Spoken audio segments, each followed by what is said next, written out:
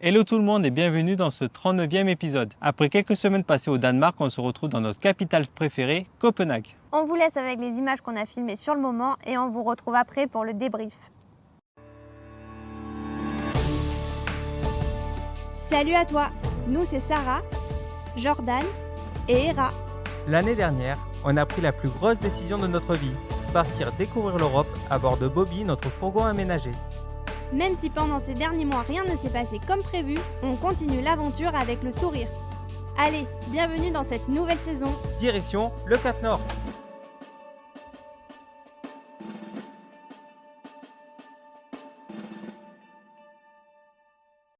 Et bonjour tout le monde. Alors nous voilà à Copenhague aujourd'hui. Il fait beau, il fait pas trop froid, donc c'est trop bien. Et puis il y a des parcs partout ici, donc Hera est la plus heureuse. On devait passer que quelques jours ici, mais en fait on a eu une grosse surprise, un truc de fou. Et on pouvait pas ne pas vous le montrer, donc on vous emmène avec nous.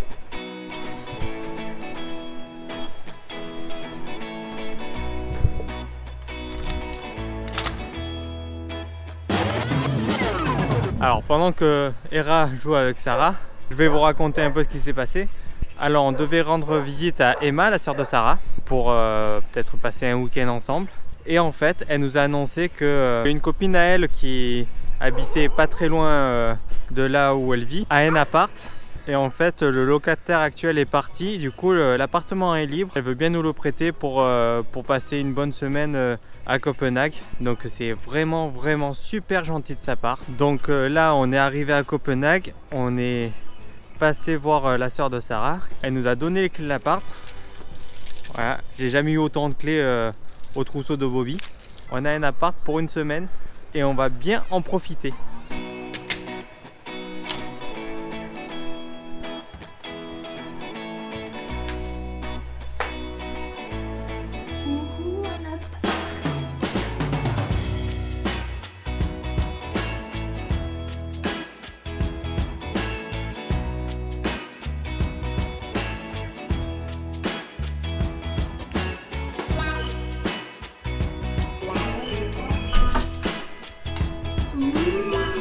Salle de bain. Ça fait longtemps qu'on n'en avait pas vu une. Je pense que ça c'est ma pièce préférée, tu vois. Alors c'est pas une vraie grande salle de bain, c'est des salles de bain de Copenhague. C'est-à-dire que là on se trouve en même temps dans la salle de bain et en même temps dans la douche. Il y a juste ce rideau à tirer. De l'autre côté il y en a un autre aussi pour pas mouiller les toilettes. Mais au final ça fait quand même une grande douche. Bon après bien sûr il faut racler. On en avait déjà parlé dans une précédente vidéo quand on était au Danemark. Si vous l'avez pas vu d'ailleurs, vous pouvez cliquer là pour la voir. Une grande cuisine. La cuisine elle est plus grande que Bobby.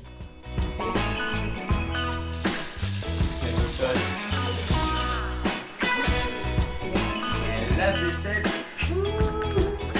Ça se replace là. On en a marre de faire la vaisselle.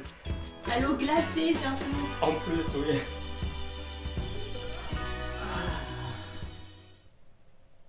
Ce jour-là, on était super contents de retrouver un appartement.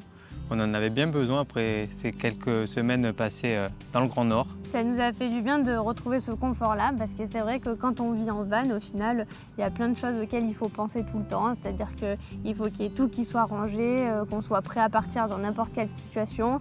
Il faut toujours s'adapter pour trouver un endroit où dormir, trouver de l'eau, etc.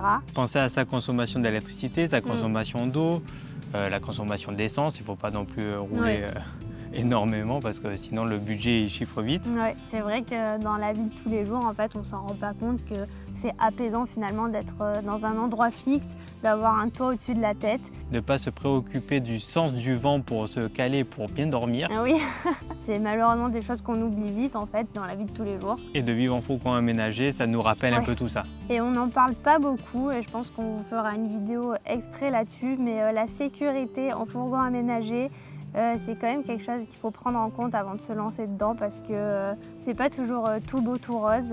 Il y a eu des fois où franchement on a eu peur. On a eu quand même des expériences assez troublantes pendant ce voyage. Voilà, on n'en avait pas parlé parce qu'on ne voulait pas inquiéter nos familles, mais je pense qu'on reviendra dessus à un autre moment. Et du coup, ouais, le truc de pouvoir rentrer chez soi, tout est fermé, fermer la porte à clé Ouais. et se poser dans le canapé et dire je risque rien, ça fait du bien. Ouais, ça c'est bien. Moi, je pense que le confort aussi qui m'avait le plus manqué, c'est le fait d'avoir une vraie douche, de l'eau chaude et un bon débit d'eau. Et pareil, de ne pas avoir à se soucier de est-ce qu'il va nous rester assez d'eau pour boire et pour pas mourir de soif. Nous, ça a été un choix de ne pas mettre de chauffe-eau, enfin un choix un petit peu... Forcé. Oui, parce que c'était plus question budget en fait qu'on n'a pas pu mettre de chauffe-eau. On s'en est très bien sorti pendant un an. L'été, c'était très bien. Il y avait la douche solaire, donc ça chauffait tout seul. Puis on pouvait se doucher dehors, donc Oui. Puis en hiver, on chauffait l'eau à la casserole, comme on vous l'a déjà montré dans d'autres vidéos. Et puis quand on en avait marre, on se lavait pas, tout simplement.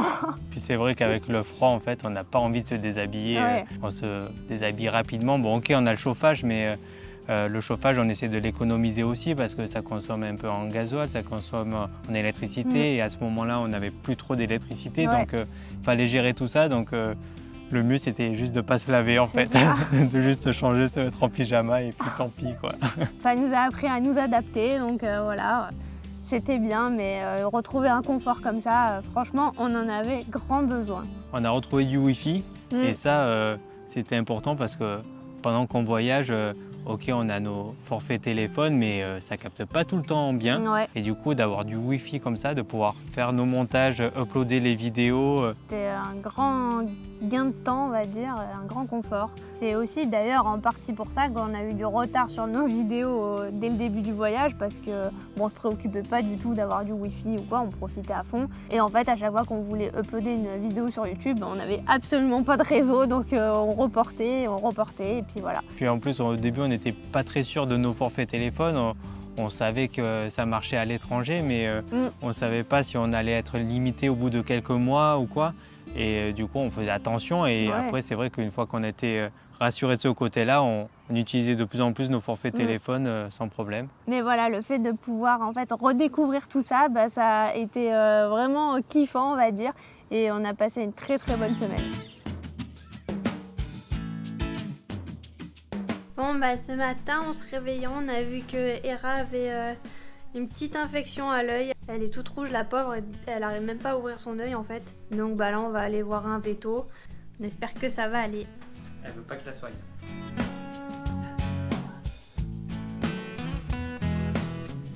On a essayé plusieurs fois de lui mettre du sérum Phi dans l'œil. Peut-être qu'on a réussi à lui mettre 2 gouttes depuis tout à l'heure, mais elle veut vraiment pas se laisser faire quoi. Cette semaine-là aussi, on a fêté un événement important puisque c'était l'anniversaire de Jordan et puis pas n'importe lequel parce que c'était ses 30 ans. Donc le matin, on a préparé un bon brunch avec ma sœur. Voilà, Jordan il était bien content je crois.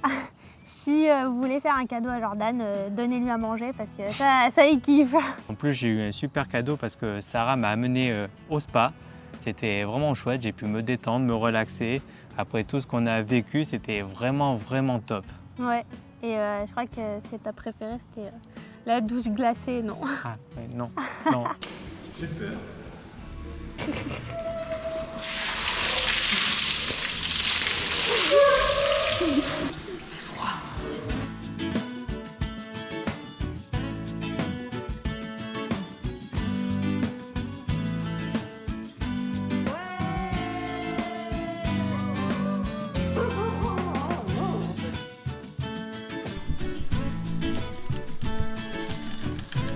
Bon là on est bien content d'être dans l'appart et de pas être dans le van hein, parce qu'avec le vent qu'il y a, puis il y a de la grêle et tout quoi. C'est ouf. On a profité de cette journée pluvieuse pour faire un petit peu tout ce qu'on avait à faire, les lessives, etc. On en a profité pour faire du montage vidéo et aussi pour essayer de faire quelque chose des cheveux de Jordan parce que ça commençait à être une catastrophe. Non, mais surtout, à part mes cheveux, on est allé faire du bloc, donc de l'escalade en salle. Et c'était vraiment super chouette, on a totalement géré, c'était top.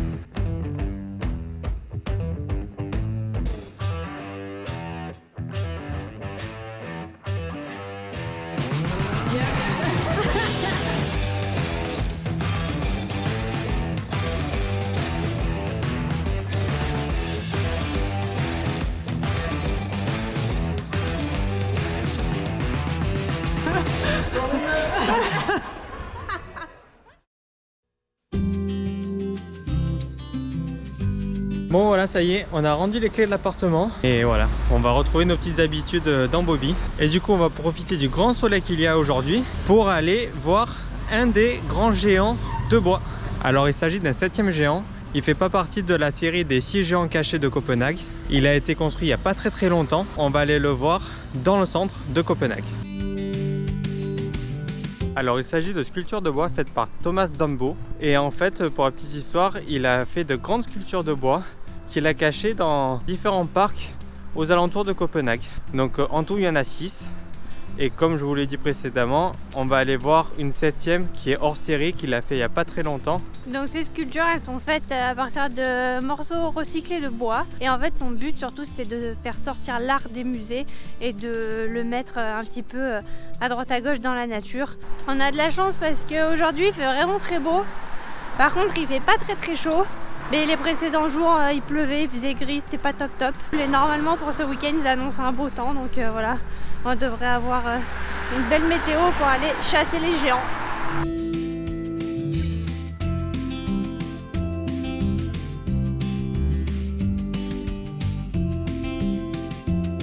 Et ici, on rentre dans le quartier de Christiania. Donc c'est un quartier qui est dans Copenhague, mais c'est en fait une commune libre qui a été fondée un petit peu par des squatteurs, des hippies, tout ça. Ils ont construit un petit peu cette communauté au cœur de Copenhague où la vente de cannabis est tolérée. C'est pour ça qu'ici on trouve un petit peu ces maisons colorées faites de briques et de broc. Voilà, ils construisent un petit peu avec ce qu'ils trouvent. Et il y a beaucoup de tags et beaucoup d'art en fait dans ce quartier-là. Donc c'est vraiment quelque chose à voir parce que c'est très atypique.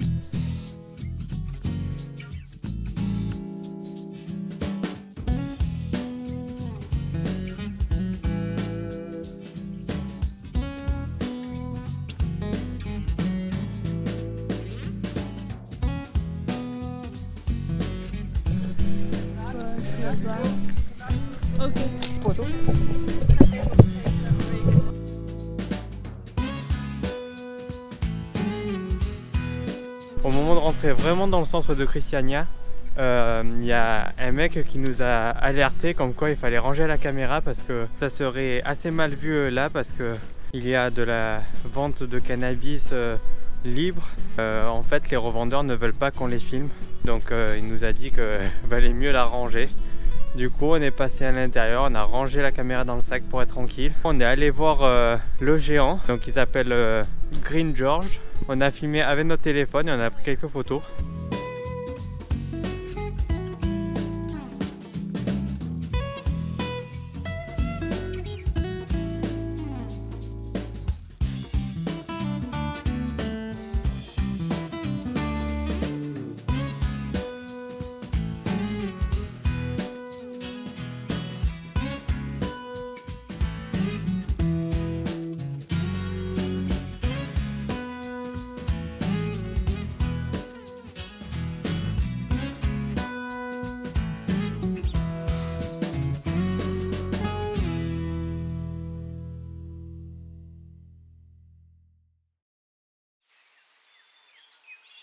Et ça y est, ce matin on part à la chasse aux géants. Enfin ceux qui restent parce qu'on en a déjà vu 2. On est tout seul dans le parc. Il fait pas très beau, il fait très froid. Je crois qu'il fait 0 là, non? Ouais. C'est bizarre comme la météo change vite ici. Alors depuis quelques jours, Hera a un petit problème à l'œil, mais on ne sait pas trop ce que c'est. On avait pris rendez-vous chez le vétérinaire et le jour où on devait y aller en fait, elle n'avait plus rien du tout, elle avait l'œil grand ouvert comme si de rien n'était. Et le lendemain bien sûr, elle nous a refait un truc bizarre. Ça va, ça vient, donc voilà, on attend un peu de voir, on ne sait pas trop quoi faire. Et il est là.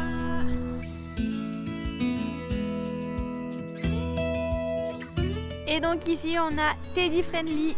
Et il porte bien son nom je trouve parce qu'il a l'air vraiment sympathique.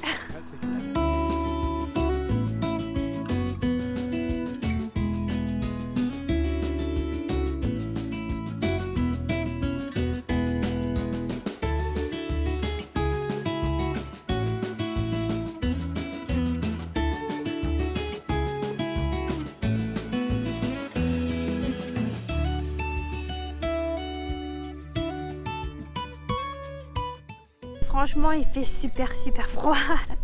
Ça faisait longtemps qu'on n'avait pas ressenti ça. Ouais, du coup, Hera, je sais pas trop ce qu'elle nous fait.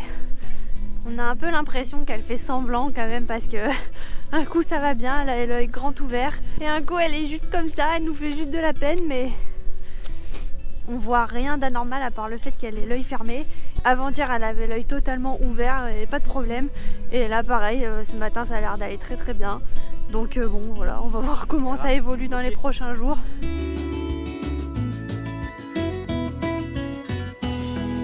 Là avec le vent glacial et le froid, on se rend compte que vraiment filmer dans ces conditions c'est pas du tout l'idéal. Je sais pas si vous avez vu notre vidéo sur comment on filmait et comme on l'expliquait, à chaque fois on a les gants. C'est super dur d'appuyer sur les boutons de la caméra, c'est super dur de changer la batterie. Du coup on est obligé à chaque fois d'enlever les gants, de s'arrêter sur le côté pour poser les affaires. Et quand il fait froid, vraiment c'est horrible.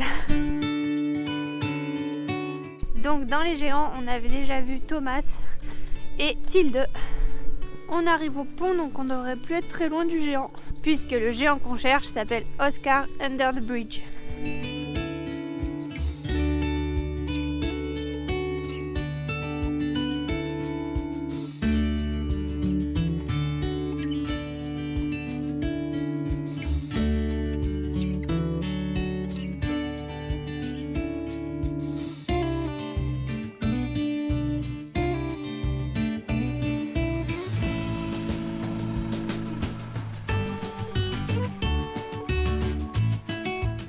Et on repart à la recherche des deux autres géants. Ils sont quand même dans le secteur, mais on est obligé de prendre le camion pour y aller. Coucou! Ce matin, on a vu deux animaux. On a vu un renard qui est passé très près. D'ailleurs, Hera l'a suivi, elle voulait jouer avec, elle était toute contente. Donc nous, on n'était pas trop rassurés.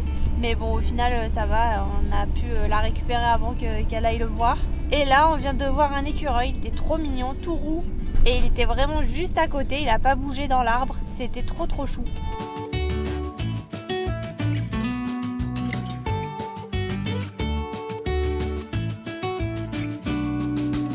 Et c'est parti, hop, on fait une petite marche pour aller voir le nouveau géant. Il s'agit de Hilltop Trine. C'est ça? C'est ça. Alors ce géant, en fait, il s'agit d'une géante.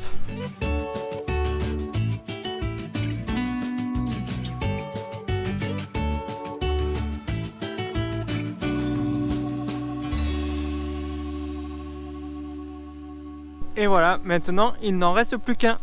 On va chercher où il est. Sur la carte d'abord. C'est par où? Par là. Allez, on y va. On a gardé le meilleur pour la fin parce qu'il s'agit de Sleeping Louis. Il a mon nom de famille et il dort, donc c'est vraiment parfait.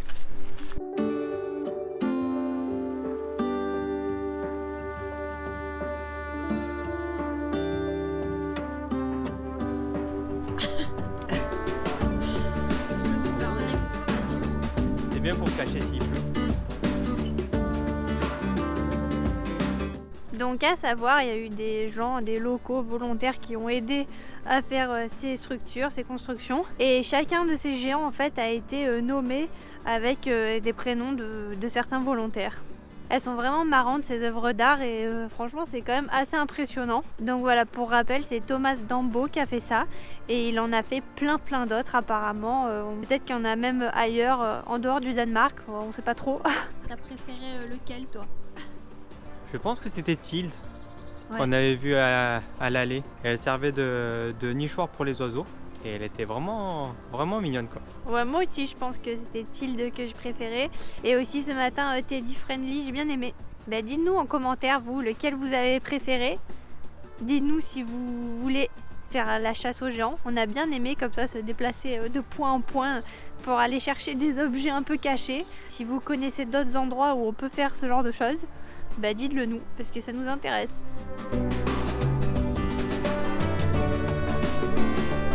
Donc ces géants-là sont à voir aux alentours de Copenhague. C'est à quoi? Une demi-heure je pense.